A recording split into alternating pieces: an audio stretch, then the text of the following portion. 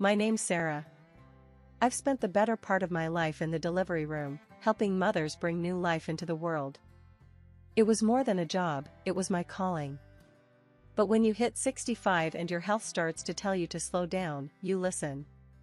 So, I stepped back from the front line and shifted gears to consulting and administration at the medical center. I've always done whatever it took to provide for my son, Alex. Being a single mom wasn't easy, but seeing him grow into the man he has become makes all the sacrifices worth it. I sent him to the best schools, got him into hockey, though it turned out that wasn't his path. He found his passion in advertising instead, and now he's doing great, working as a hotshot at some fancy agency. Currently, my big old house is all torn up for renovations, so I've moved into this little apartment temporarily. It's nothing like home, but it's got 4 walls and a roof, and that's enough for now. Today's kind of a big deal. Alex is bringing over his fiancée, Emily, for dinner. He's talked her up quite a bit, beautiful, smart, and works with him. I'm a bit nervous, truth be told. This place isn't much to look at, and I want to make a good impression. I decide to cook my famous beef stew. Just as I toss the last potato into the pot, I hear a knock. "Coming!" I shout, wiping my hands on my apron as I head to the door. There's Alex, looking as handsome as ever, and with him, a very pretty young woman, Emily. "Mom, this is Emily," Alex introduces her with a grin. "Nice to meet you, Sarah. Alex has told me so much about you," Emily says. "Please, call me Sarah. Welcome. I hope you're hungry," I say, leading them into the small dining area. I catch Emily looking around, her gaze lingering on the less than stellar furnishings. "So, Sarah, Alex mentioned you work at the hospital. What do you do there?" Emily asks as we sit down. "I handle some of the admin work," I reply casually, not wanting to dive into my past life as an obstetrician. Alex shoots me a look, surprised I didn't elaborate. I give him a quick wink, silently telling him to keep it under wraps.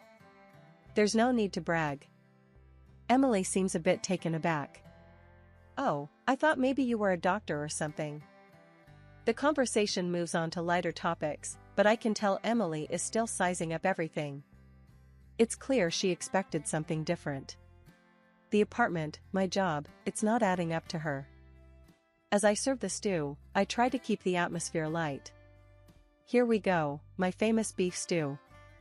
It's not fancy, but it's got good, honest flavor. "It looks delicious, Sarah, thank you," Emily says, though her tone suggests she's still distracted by her earlier thoughts. We eat, making small talk about their work and plans. I notice Emily's polite, but there's a coolness there, a distance. She's hard to read, but I'm no stranger to tough nuts to crack. Once they left, I sat back down, thinking over the evening. It wasn't perfect, but it's a start. Maybe Emily needs time to see beyond the surface. I'll give her that time. For now, I'm just going to clean up and get ready for bed. The next dinner took place 2 weeks later. They arrived just as I was pulling the chicken out of the oven.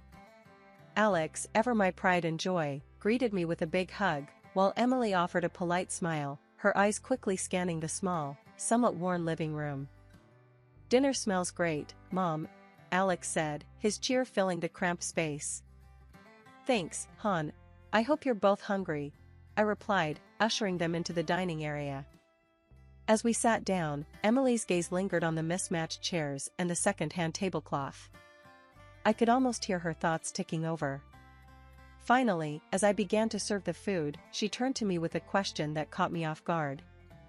"Sarah, I was wondering, how were you able to afford such a good education for Alex? Private school, hockey, must have been expensive, especially on a hospital administrator's salary." I paused, spoon midair, taken aback by the directness of her question. Not wanting to delve into my financial history or my past earnings as a top obstetrician, I opted for a simpler answer. "Well, Emily, my parents left me a small sum. It wasn't much, but I stretched it as far as I could. Education was always a priority for us," I said, giving a slight shrug as if it were no big deal. She nodded, though her expression was pensive, almost skeptical, as she looked around the apartment again. Interesting, she murmured, more to herself than to me, her eyes scanning the modest decor. Dinner continued with light conversation, mainly driven by Alex, who seemed oblivious to the tension. After we finished eating, Emily excused herself to use the bathroom but wandered slowly, taking in every detail of the apartment.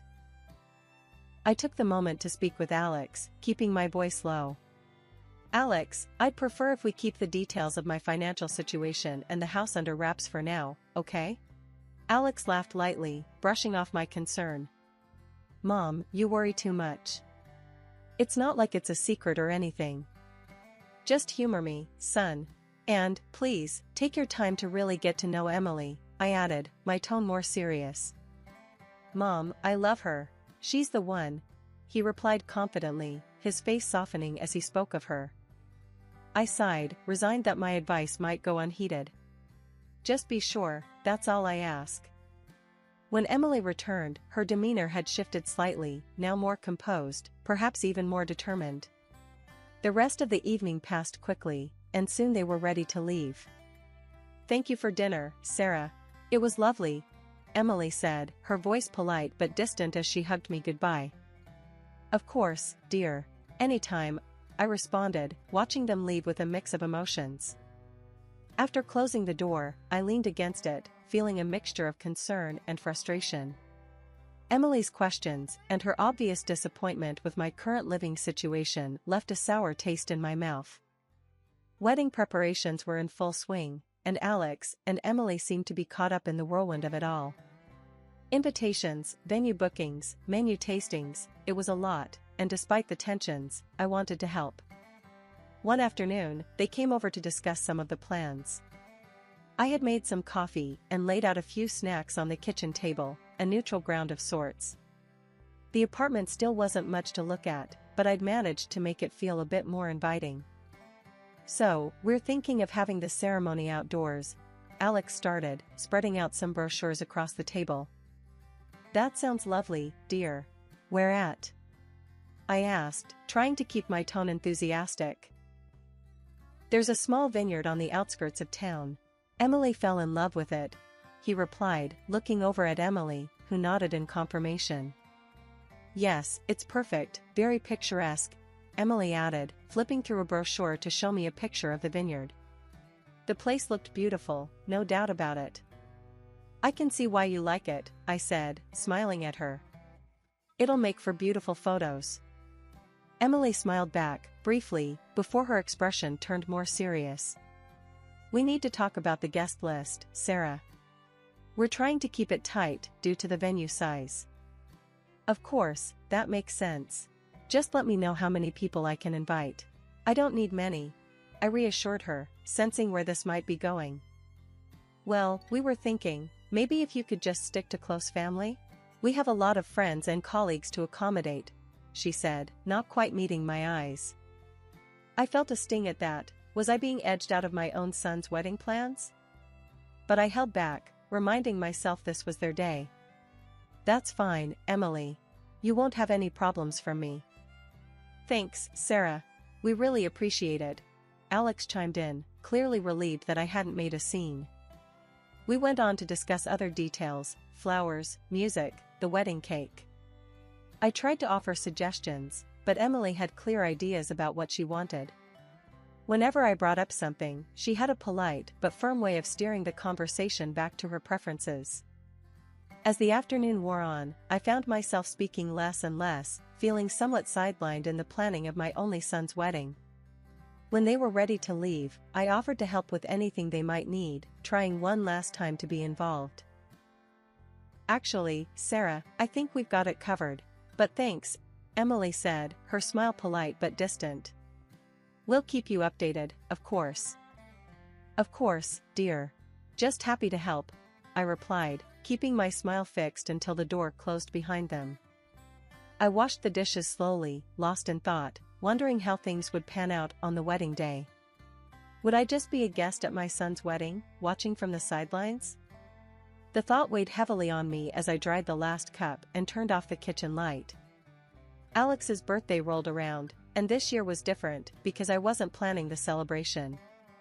Emily took it upon herself to throw the party. Somehow, my invitation got lost in the shuffle, or so I thought. The truth hit hard when a friend casually mentioned the big bash being set up at their place. I wasn't on the guest list, a fact that stung deeply, but I put on a brave face. My son's happiness was more important than my feelings, and I decided to drop by with a gift, uninvited but hopeful.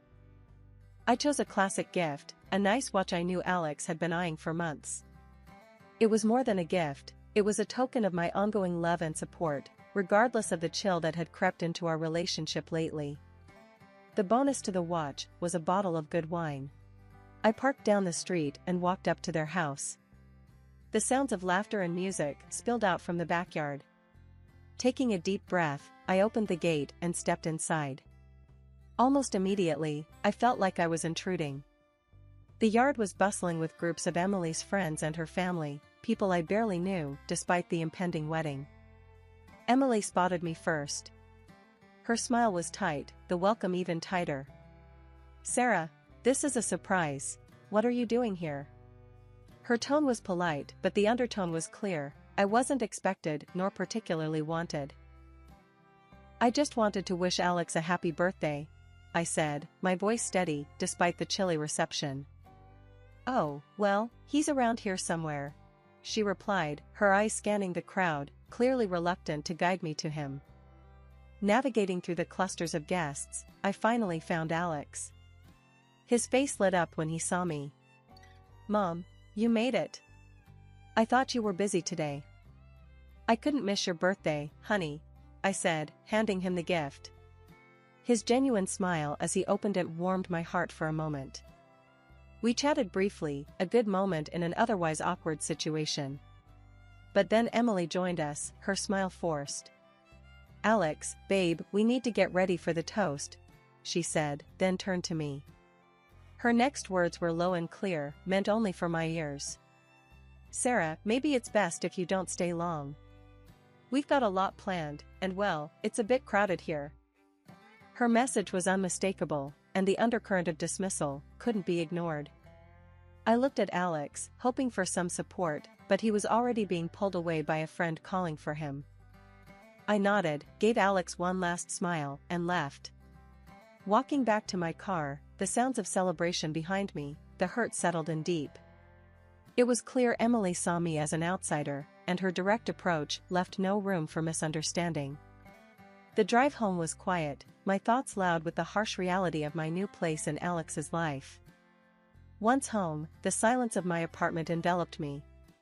I sat down, the unopened bottle of wine I'd brought as a gift for the party now just a reminder of the evening's rejection. I poured myself a glass, the wine bitter like the evening's experience. Only 3 days left until the wedding, and I thought I had seen it all, but I was wrong. That morning, a soft knock on my apartment door signaled an unexpected visitor, Emily, alone, without Alex. "Good morning, Emily. What brings you here today?" I asked as I let her in, surprised by her solo visit. "Sarah, we need to talk. It's about the wedding," she began, her voice steady, betraying a rehearsed confidence. I led her into the small living room, gesturing towards the sofa. "Of course, dear. What about the wedding?" She sat down abruptly across from me at the kitchen table, sliding the envelope towards me. "I think it's better for everyone if you don't attend the wedding," she started, her tone firm, leaving no room for arguments. I was stunned, barely able to process her words. "Excuse me?" I finally managed to say, my voice a mix of shock and disbelief. Emily sighed, as if she was explaining something simple to a child. "Here's $3,000. I think this will make up for any inconvenience." I couldn't believe what I was hearing. Was she seriously trying to pay me to stay away from my own son's wedding? The audacity of it made my blood boil, but I knew I needed to handle this carefully. Quickly thinking on my feet, I pretended not to hear her properly. "What's that? You need to speak up, dear, my hearing isn't what it used to be." Emily's face contorted in annoyance, and she leaned in, speaking loudly and slowly, as if it pained her. I said, "You're a beggar, dressed tastelessly. It's embarrassing. You being there would ruin everything." Her words stung, but I needed evidence of this unbelievable interaction. While she was speaking, I discreetly turned on the dictaphone on my phone, hidden under some papers on the table. "And you should be thankful for this money," she continued, gesturing towards the envelope. "You can finally fix up this place, make it livable at least." I kept my composure, playing along.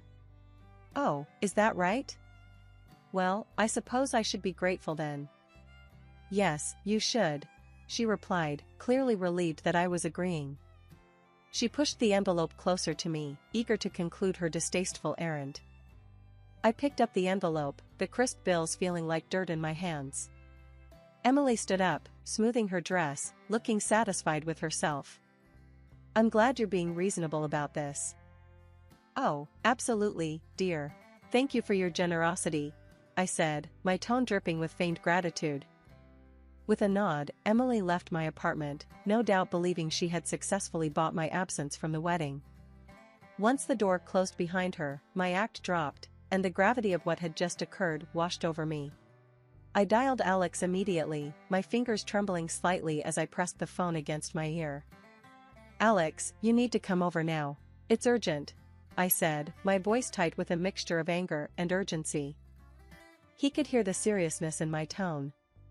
"I'm on my way, Mom. Hang on," he replied, and I could tell he was already grabbing his keys and heading out the door. The minutes dragged until he arrived. As soon as I heard the door swing open, I ushered him into the living room. "Alex, there's something you need to hear," I said, my voice steady, despite the storm of emotions inside me. I handed him the phone where I'd saved the recording of my conversation with Emily.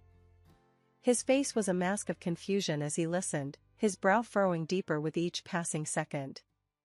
When the recording ended, he looked up, shock and disbelief written all over his face. I had no idea she could say such things. "Mom, I'm so sorry. I can't believe she'd do this to you. We need to expose her, show everyone what she's really like." "But how?" I had been thinking about this ever since I turned off the recorder earlier. "I have an idea. Over the years, I've helped bring hundreds of lives into this world. Many of those families still keep in touch, respect me for the work I did. What if we gather their stories? Show everyone how much I've been a part of this community?" Alex's eyes lit up with a mix of pride and hope. "That's brilliant, Mom. We could record some testimonials from your patients, even the people you've worked with at the hospital, and the mayor. You did help his wife when she was in labor, after all." Over the next few hours, we were busy. I contacted several of my former patients who I knew would be willing to speak on my behalf. Using Skype, I recorded heartfelt messages from these women, each sharing their stories about how I had helped them during their most vulnerable moments. The head of the hospital where I worked also contributed, praising my dedication and professionalism. Even the mayor made a brief appearance in one of the videos, expressing his deep respect for me both personally and professionally. By the end of the day, we had compiled a series of powerful, personal testimonials. Alex edited them into a single video, adding photographs of me at work, with patients, and in the community, images that painted a picture of a life dedicated to service and care. That night, I went to bed feeling a mix of nerves and determination. Tomorrow would be one of the most challenging days of my life, but also, perhaps, one of the most important. The day had arrived, beautifully set for a wedding that was supposed to unite two families. The venue was beautifully decorated, flowers everywhere, guests dressed in their finest. The air was filled with a mix of excitement and nervous anticipation. Little did everyone know, the day was about to unfold in a way none could have predicted. As the time approached for the bride to make her grand entrance, a video was scheduled to play, a montage of Alex and Emily, their journey together leading to this day. I knew this was the moment I had prepared for, my heart heavy with the burden of what I was about to do, but firm in my resolve that it was necessary.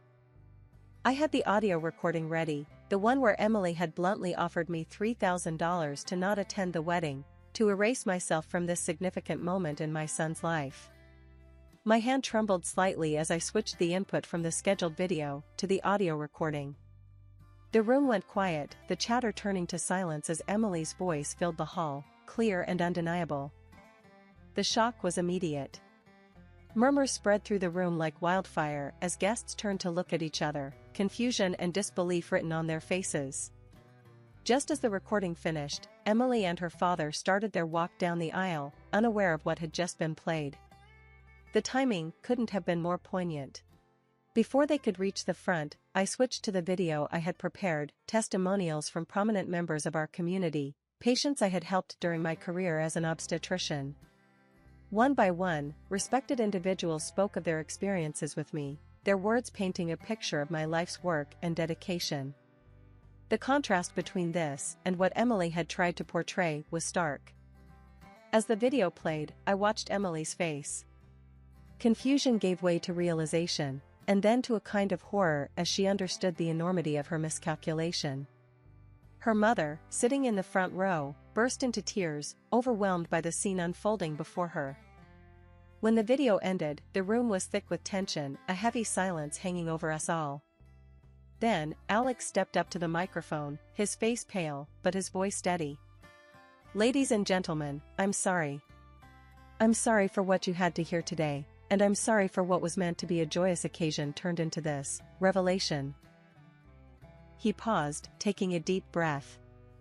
"I cannot marry someone who has shown such disregard for my own mother, someone who sought to humiliate her in such a callous way. Therefore, I am calling off this wedding. I apologize to all of you for any distress this has caused." He then turned to me, his eyes filled with a mix of emotions. "Mom, I'm sorry.